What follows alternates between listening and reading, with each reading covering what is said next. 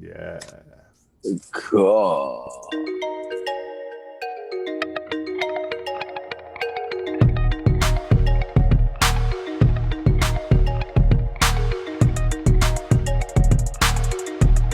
This is Producing Music Podcast with Mark Dollar and Cooper Anderson.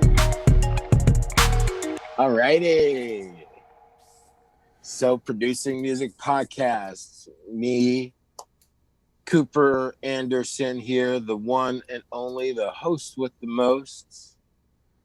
You know, And you're the most with the host. Yes. the host with the mostest. Like osmosis. Osmosis. Oh no, I'm writing.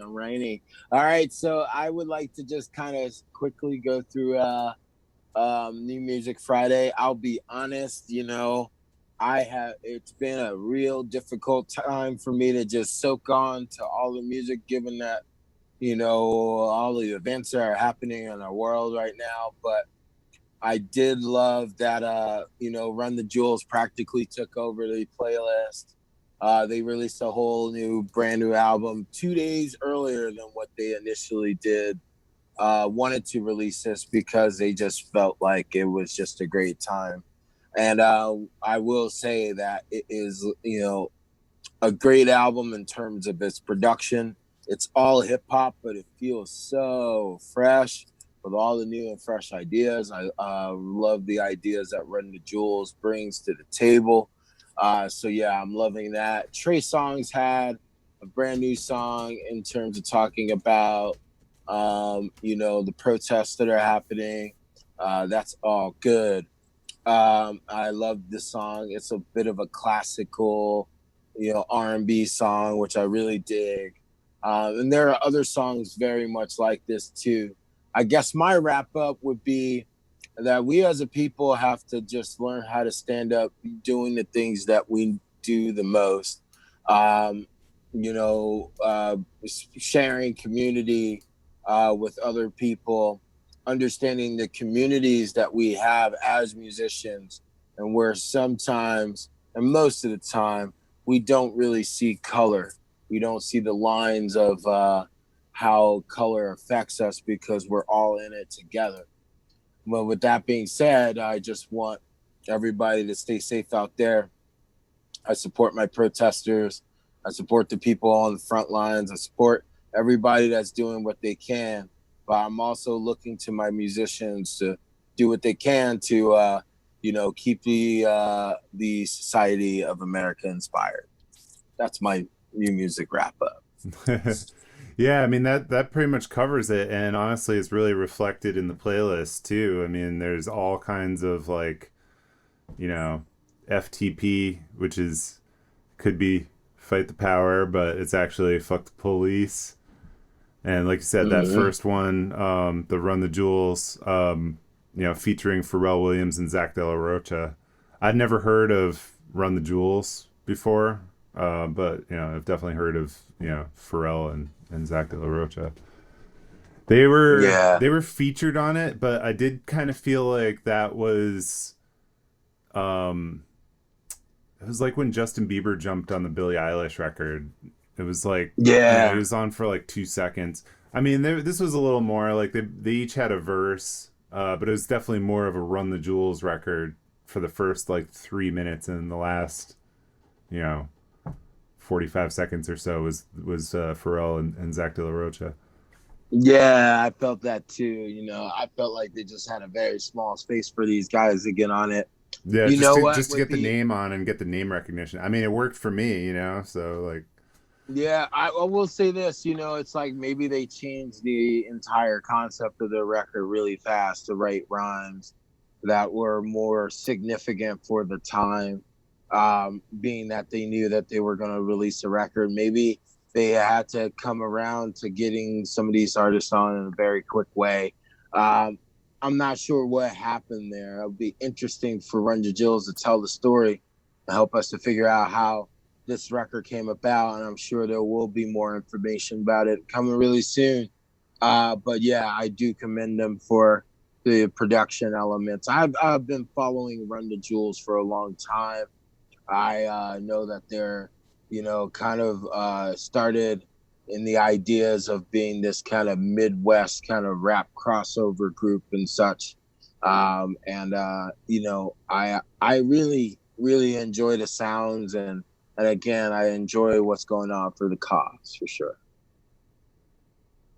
Yeah, totally. Yeah, and it's like the whole first page of New Music Friday is that type of record, like the anti-establishment, blah blah blah. Yeah, it's just, and it's specific to America too, because I listened to, or I looked at New Music Friday Norway and New Music Friday Germany, and like hardly any of these songs are on there. Literally none of the songs are on the New Music Friday Germany. Which is So kind of wild when you think about it. yeah, I mean, I think it's some of the demographic, but like it also kind of goes to show that like maybe hip hop isn't as big as the major labels want you to think. Like I'm not Yeah, saying that I it's would go. not big, but it's not like the only thing that everybody in America listens to. It really isn't. You Of know. course. And, I 100% agree with that too. It's like, I almost hate that hip hop is subcontexted in every single little theme that you hear across the, like everybody's podcast. It's like, boo, boo, it's like, dude, man, like, can you guys do something a little different? I don't know. Maybe it's just, for the time. It's just I'm harping on podcast themes. I'm sorry, guys.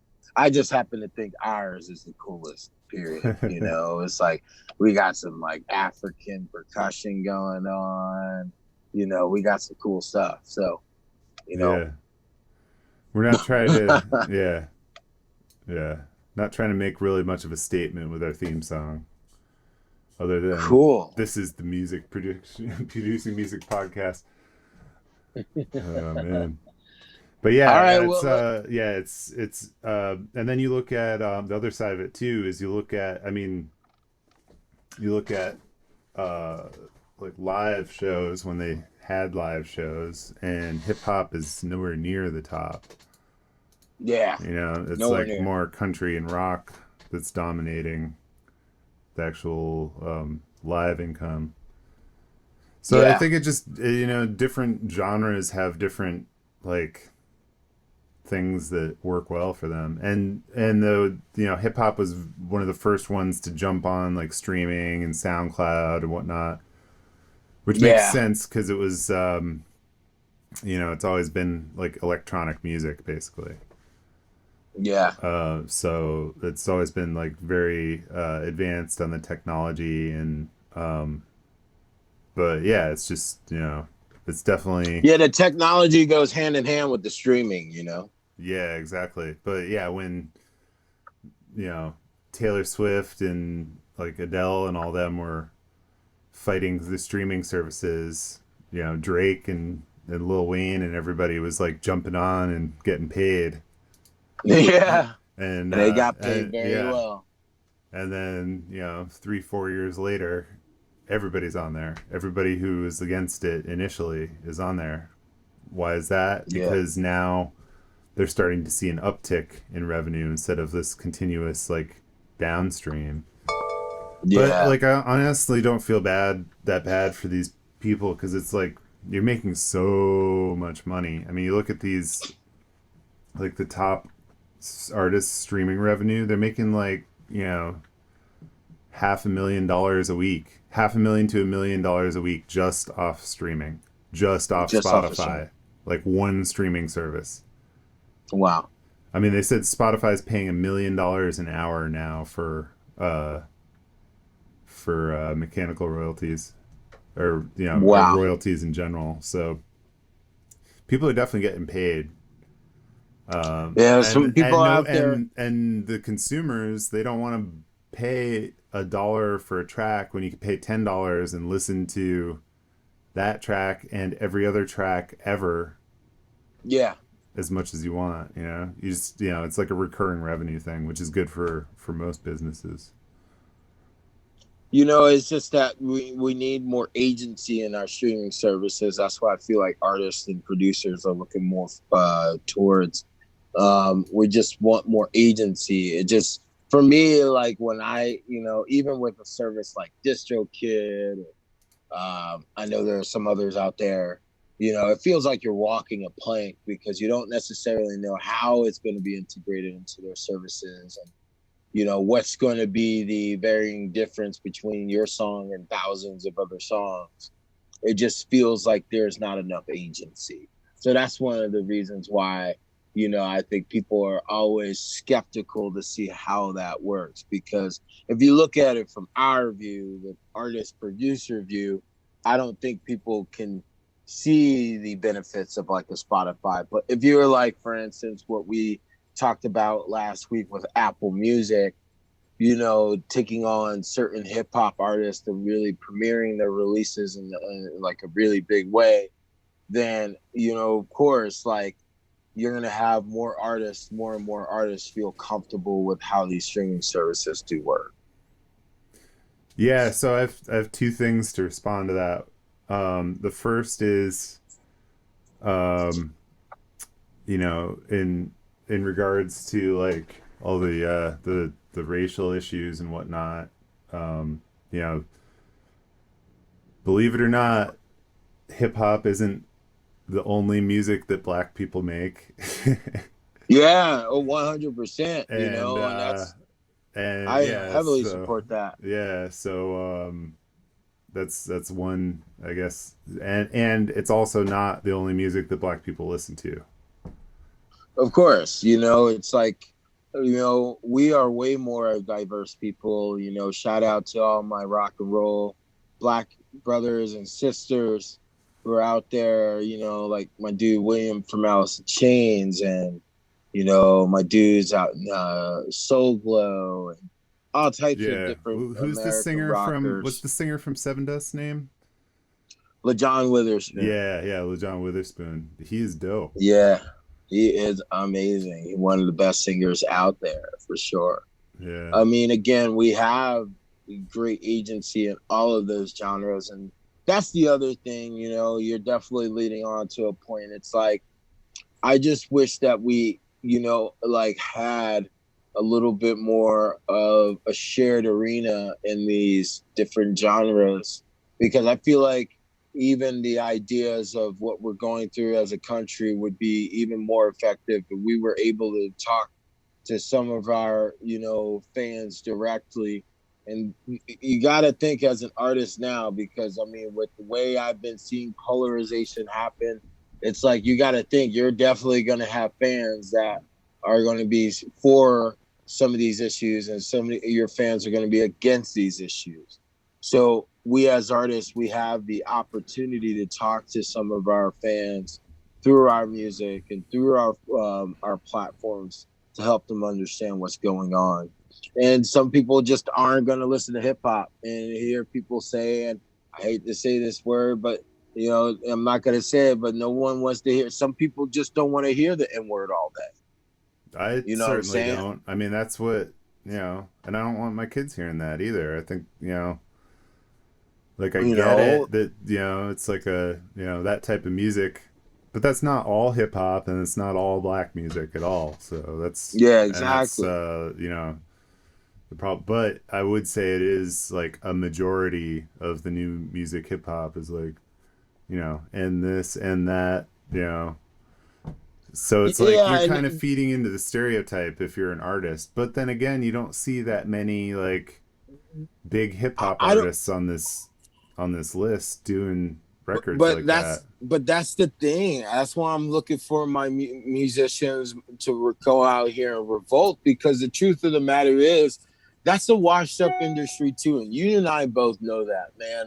Back in like maybe a few years ago, we were like, I would say we were like literally trapping, trying to find the next trap hip hop record, and it was hot for a while.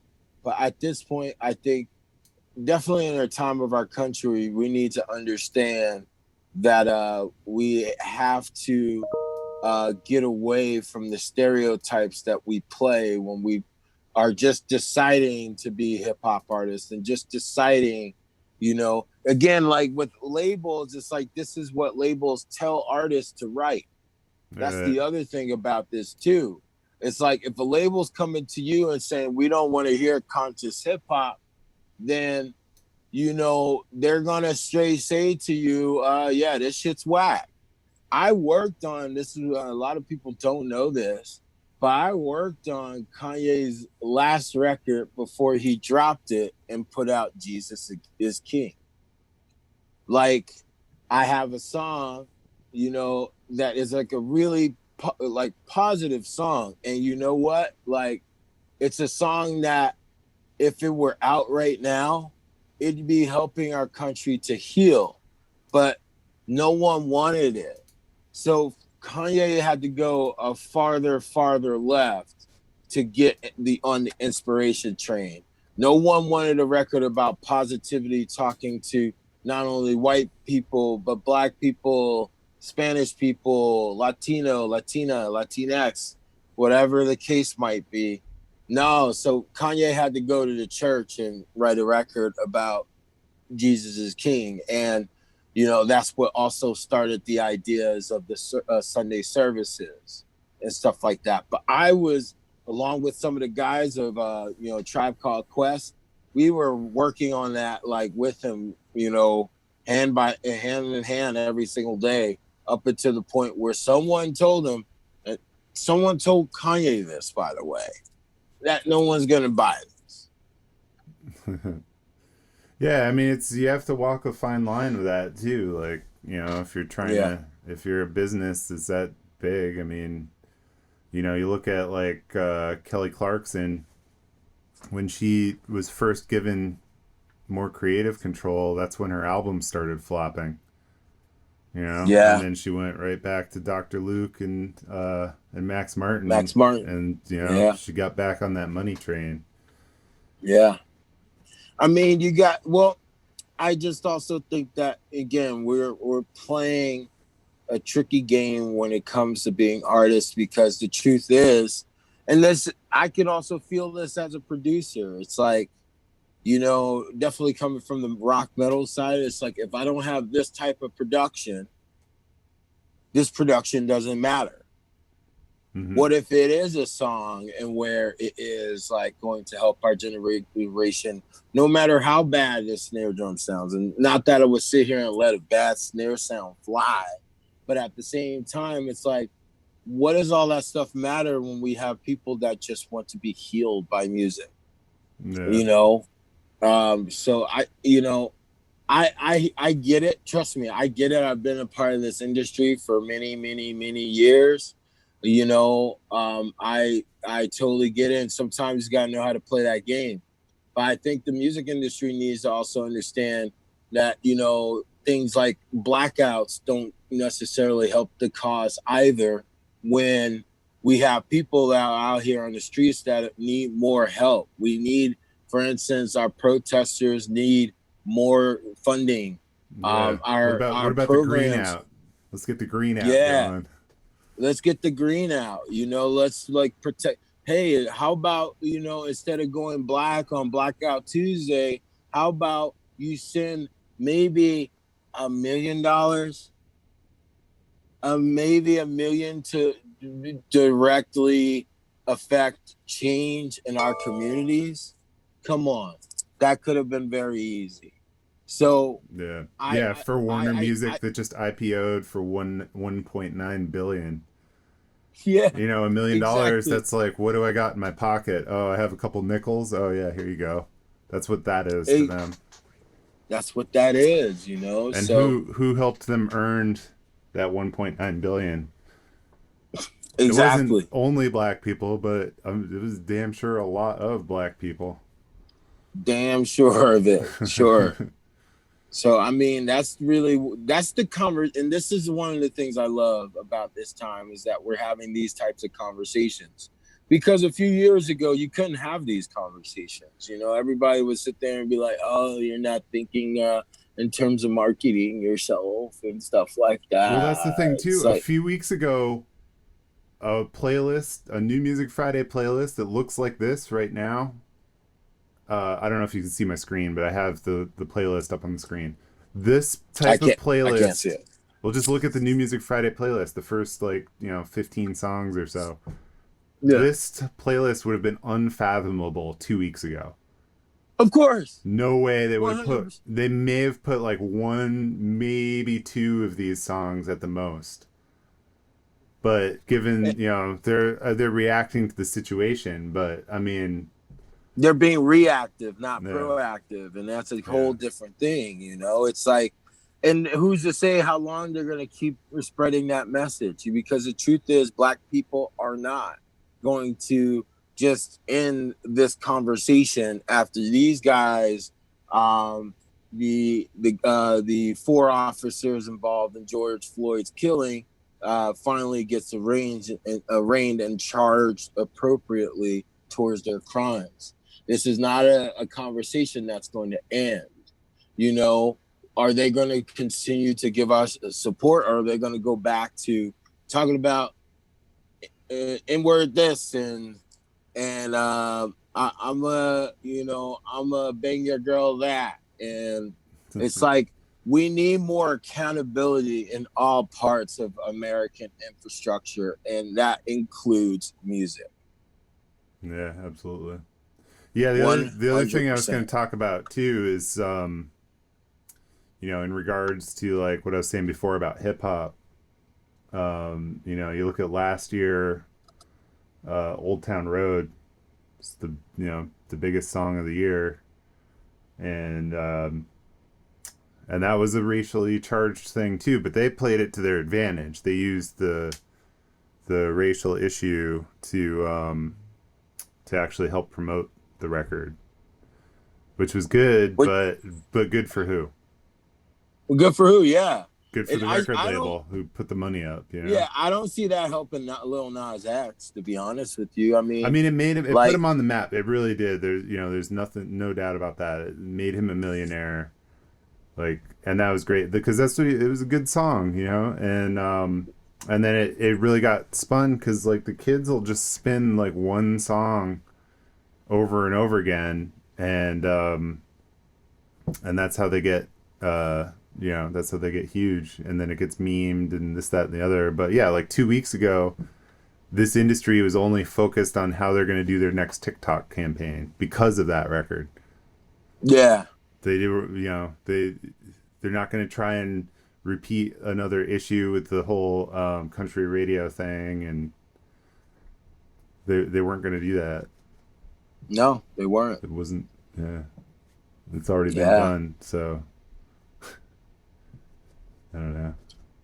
Yeah, man. Well, Cooper, I figure it would be good to, move forward on some lighter notes. I always look forward to this podcast, and we don't have any questions this week, but it could be awesome just to talk about the new FabFilter plugin, Saturn 2. Oh, yeah. Or some people call it Saturn Squared. And I would like to... are you a Saturn Squared guy, or are you a Saturn 2 guy? I mean, I would say I'm a Saturn 2 guy. Yeah, me too. I think. Yeah, I'm more a Saturn 2 guy. I feel like that's the right way. Yeah. I love its sound quality. I did think that the last version of Saturn kind of like peaked out in terms of its sonic capability. Mm-hmm. There's some stuff in there that was in Saturn 1 that was so extreme that it's like it didn't I could use a mix knob, but sometimes I don't know. I like to kind of think about my instruments sitting inside of transformers and transients and stuff like that. So maybe that was the way I was using it before. It became a great tool, and I also thought there were bigger phase issues the more bands you added in the multi-band thing. I can only really ever be comfortable with only adding 2 bands on it, because once you add the band, it's going to add a null, a phase null point somewhere inside of that audio frequency. just to kind of create the separation of that band. But for me, the new Saturn II, it sounds so much better. Like the emulations are better, and I like what they did for the oversampling. And Saturn One, it was just HQ mode, but now they have that initial HQ mode that was in Saturn One, but some other things as well. Oh, that's awesome. Yeah, I really honestly haven't dug into it. I just think it's great for 808s was like the main reason I was looking at it. But yeah, the sound design is just so deep on it. I feel like what I'm gonna do eventually is make some presets.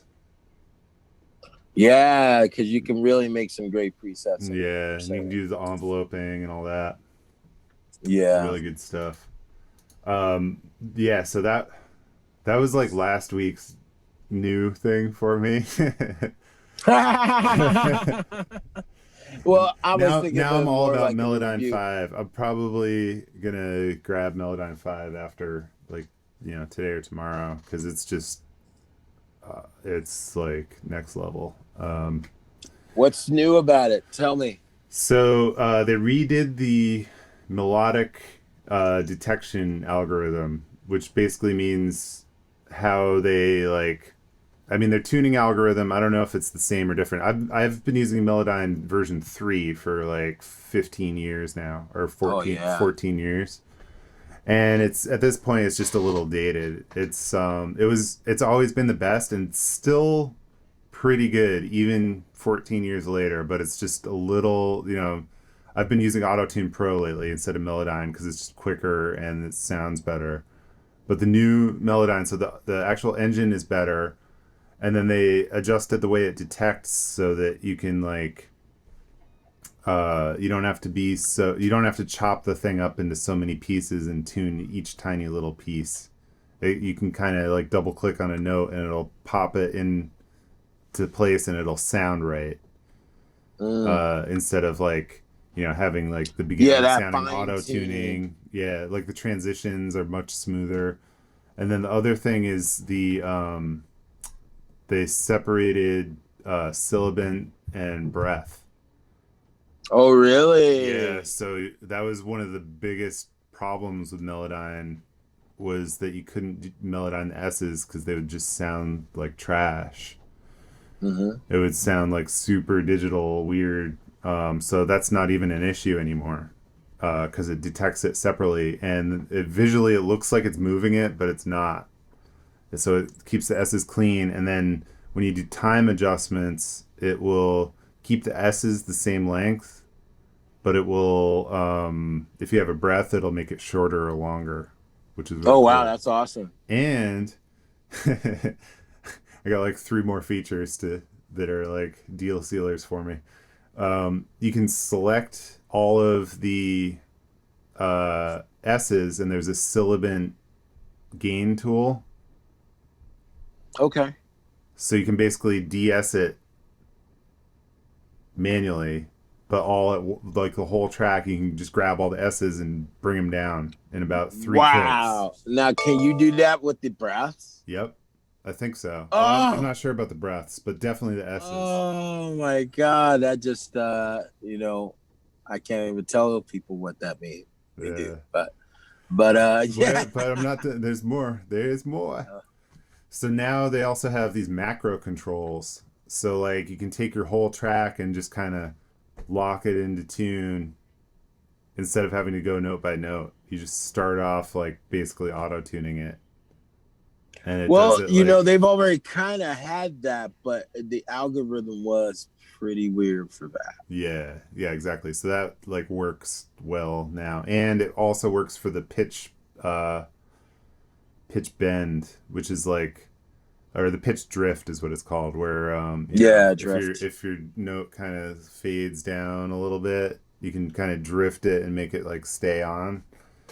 So you can macro that for a whole track or whatever, and like lock that in, and they have it for the amplitude also. So you can there's 2 macros. There's make quiet notes louder and make louder notes quieter.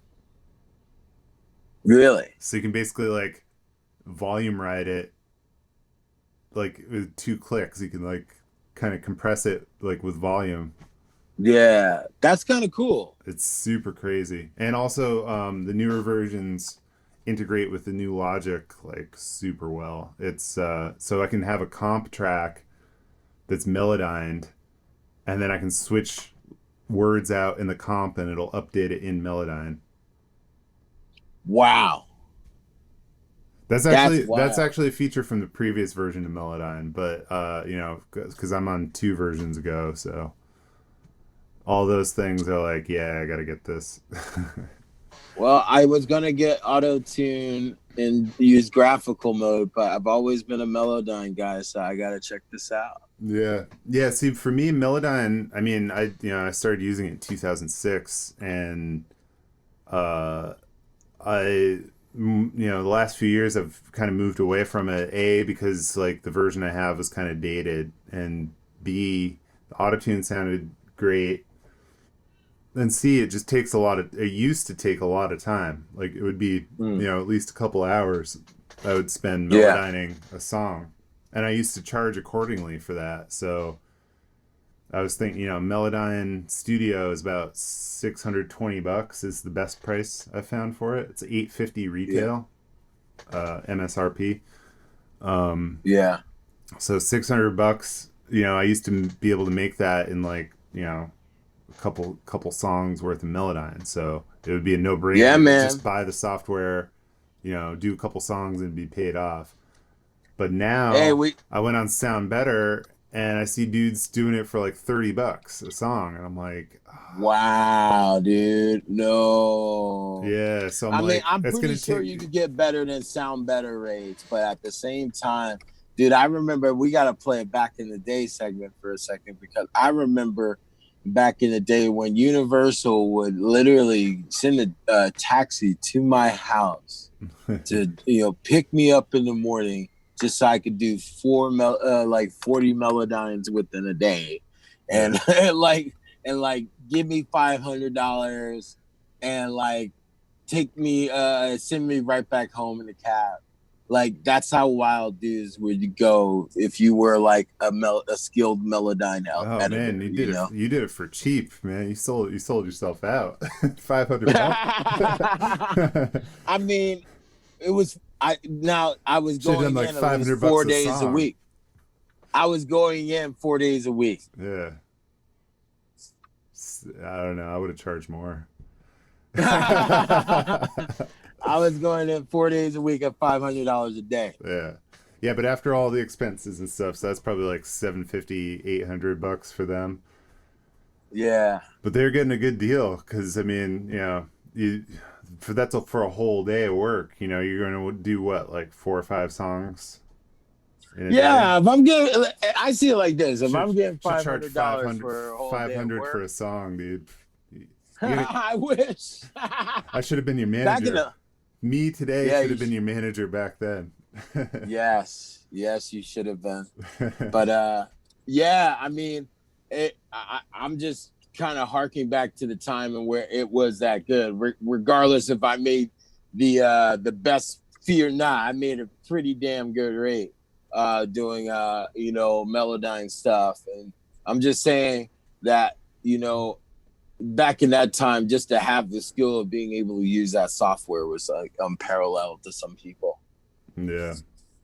Yeah, so now it's like, now that everybody has it. I mean, the basic version of Melodyne comes bundled with like, I think it comes bundled with Pro Tools actually, or it did at one point, and it definitely It did at one point. It definitely comes with Isotope stuff too.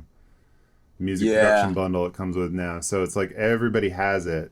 So that's probably why the price has gone down, but it's gotten easier to use. But the thing is, like, now what's going to make the difference, and this is why I'm still like considering that a viable investment, is the efficiency. Because if people are charging $30, I mean that was literally the lowest price. You can't charge much less than I think $20 on Sound Better for anything. Yeah. But like I would just integrate it in to my mix rate, basically is how I would work it, and then I would use that investment to make it more efficient. So I'm basically providing more value, but it's not costing me. I'm doing it in less time. So Mm, because like I said before, I would make $600 off like two songs before. So, mm. but that would take me all day or like half a day, a good like several hours at least. So um, now I can do I it mean, much dude, I quicker. remember Now I you can were do it doing in like Melodyne yeah. sessions in an hour. Yeah, Sorry, no, I Marco. mean, yeah, I can do it very fast, but some of these major label records with like, 100 vocal tracks, you can't do that in an hour on the old Yeah, version. of You course. just can't. Like Yeah. it's Well, it's on it's too studio. complicated. You, I believe that you can. I used to be able to edit like up to like 8 tracks at one time. Yeah. I not I just feel like I mean the way I do it, I've it takes a little longer, but there's less like it's less confusing because Okay. like on the older version the automatic stuff was kind of iffy, so now it's like you would have to go through and just make sure it's right the first time, otherwise you're going to spend just as much if not more time going back and like trying to fix it. Yeah, and I guess that's one of the reasons why a lot of people started turning to Revoice because once you did that first comp, you could use that comp as a reference for all of the other vocals, Hmm. which made Revoice a lot easier to deal with, you know? Yeah, yeah, I actually have Revoice, but I've never used any of the tuning functions in it. It's good. It's just way harder to use. It's a program that's just way harder to use than any other program I've seen out there. Yeah, I basically use it. I mean, I'd probably be fine with just vocal line, uh, Mm. because that's basically how I use it, and that's what it originally was. They like added the tuning in, and I feel like a lot of these companies that are trying to expand, it's like they do one thing good, and then their expansion stuff. There's already a competitor out there that can do it better. Like and Yeah. Melodyne was always the best at like at manual tuning. Yeah. All right, Yeah. cool. So we got on with our kind of question debate. I love that. Yep. So are we getting ready to move on to our beat making section? Yeah, yeah. Well, just a moment. There was two music news things. I kind of mentioned one of them already, Okay, which is the Warner IPO, and that was you can go for it. I'm gonna use the bathroom really yeah, quick. yeah. I'll be Go right ahead. back. Okay. Yeah, so the Warner Music IPO was basically kind of a way for the original investors in Warner to cash out. It was 77 million shares sold at $25. So that's $1.9 billion. But none of that money went back to Warner. That was all of the shares came from a Russian investor. I forget the name, but basically, it was the Russian guy who put up the money originally was selling his shares out to get paid back return on his investment. And it's interesting because they were talking originally about selling it to the Saudis, and then the IPO was on, and then it was off, and now it's back on again, and then who knows how many of those public shares the Saudis picked up. I followed the trading a little bit. Went from opened at 27 or $28 and went up to about 35 yesterday. Now it's back down, so I don't know. It's bouncing around. It's like Spotify was kind of a similar thing. It like went up a little bit and then it went way down, and now it's kind of flattened out. Facebook really the same thing, but it'll be interesting to see if any effect that has on other companies' investments in the markets. And then the other thing, music news that I wanted to mention, I forgot. It's been an ongoing dispute between Eminem's publishing company, 8 Mile Style, Cobalt, which is a major publisher that's supposedly administers the publishing from 8 Mile Style and Spotify. So basically, the dispute is that Spotify paid royalties to Cobalt that were supposed to go to 8 Mile Style. And Spotify said that they received authorization to pay Cobalt, which Cobalt disputes. And I don't know. I don't know where the money is or who's owed it. And the reason why it's tricky is because it's like not all of the songs. It's only like certain songs. So this is why music business accounting is not great. It could use some serious reform because, especially for artists who are coming up, especially these days when labels are not making the initial investment to develop artists, but there's only so far you can get without a label. Labels still have that control to get you to the very, very top. But they have these shady accounting practices, which always seems to work out in their favor, whether they admit it or not. And that's what's kind of messed up. I think, labels, should make a little more investment in their actual artists and maybe care about something besides only hip hop, because not that hip hop's a bad thing, but like the numbers prove that it's not the only thing that everybody listens to. And yeah, exactly. Yeah, and also they need to clean up their accounting practices. And I mean, they're working on. There's the legislation, the Music Modernization Act. It was either last year or 2018. I forget when it passed, but that kind of helped the streaming royalty payment be a little more clear.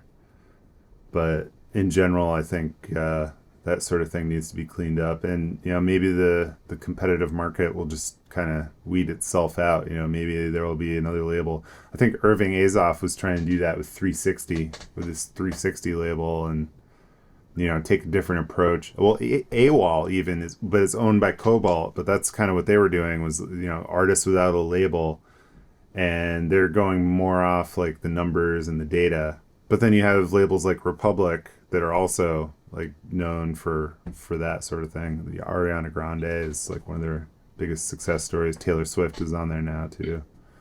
Well, you can only imagine with the rise of streaming, how it's going on with that type of stuff. That you have again, with the Apple Music thing, it's like most of these streaming services, most of these investors, most of these labels are thinking about it from a single kind of minded industry, and where everybody's only really supposed to be creating EPs, because general rollouts for records wouldn't even be able to keep up if you rolled out a full record, or you didn't have the actual capital to do so.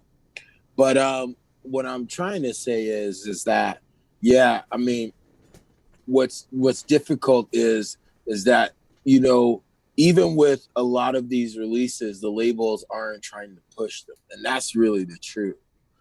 Artists have to get out there and do the dirty work while they get signed to the labels, and basically throw their whole lives away for an overglorified loan. And when you get out there and you have to figure out some stuff for yourself, of course you're going to be hitting up every single investor that you can, definitely while you still have that industry kind of in or connection to kind of make those things work. So yeah, I just think it's on labels. It's about time for labels to fucking make up their mind whether or not they want to support artists or they want to make money. Because if they want to make money, maybe they should do something different and go to another industry or something. I could see Jimmy Iovine becoming like a golf coach or something like that. I don't know. L.A. Reid, becoming a motivational speaker or something like that. Oh man, it's hilarious. Yeah, cool. I think that basically wraps it for this week. So. Oh wow. Well, thank you guys. ProducingMusicPodcast.com. And We now, also have. oh, sorry. Go ahead. Go for it. No, you could go I for was it, saying, sir. and now And for the bonus now, round, the bonus round. you're screwed. You're screwed. We have All right. our very own $samplepack.com that we're about Yes, to we demo do. live right here on Twitch. Which is cool because I don't have to go and pick up a guitar at all for this one. You already played it. You already did the work. I did the work. Honestly, I'm like sitting in my underwear too, so I don't feel like getting up and grabbing a guitar. Yeah. We'll keep it PG on here.